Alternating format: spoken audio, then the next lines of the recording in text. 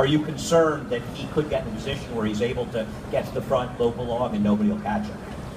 Well, sure. I mean, that's a concern. But I think with Materiality, if you look at his first 3 races, he's a horse that can be close to the pace. Unfortunately, he missed the break at Churchill and found himself in a position he'd never been in. So I like the fact that we drew outside of American Pharaoh, and we're going to make sure we break well this time and go to the first turn, trying to make sure there's an honest pace. So being on his flank, he breaks from post 8, what do you think will help him?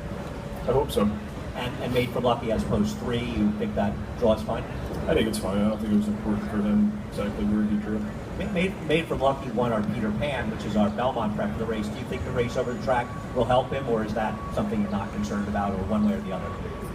Well, I think he'll appreciate the mile and a half. I think one of the things we were hoping is previous races he didn't run the turns very well, and he seemed to run the turn much better at Belmont. It's kind of a bigger sweeping turn. So, he needs to keep improving. I think his last race was his best, and he's trained well since then. You've had great success in the Belmont Stakes over the past few years. You've got a couple of wins, including Rags to Riches, obviously the filly that upset the race. You've had a couple of horses that ran second, including last year with Commissioner.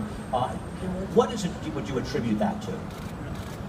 Well, it's our home track. It's where we're based, and most of these horses have spent a lot of time here at Belmont, been able to train over the track, and I think also they're horses that are bred to hit the mile and a half distance, and certainly Rags to Riches' case, no horse in the world was bred more for it than she was. But I think a combination of those things probably help. And you're confident in these horses' ability to get the mile and a half, both your horses? Both of them give me the impression they will. Both have won twice at a mile and an eighth. Materiality's by Fleet Alex, who was a Belmont winner. The way that he closed in the Derby after getting off to a bad start is encouraging as well. Do you see any comparisons to Curlin? I mean, obviously Curlin's accomplished a great deal, but Curlin came into the Derby with just 3 starts, as Materiality did, and he didn't run that well in finishing a distant third. Materiality, he ran pretty well in running 6, considering all his trouble. Do you see some comparisons between the two? Yeah, I think you could.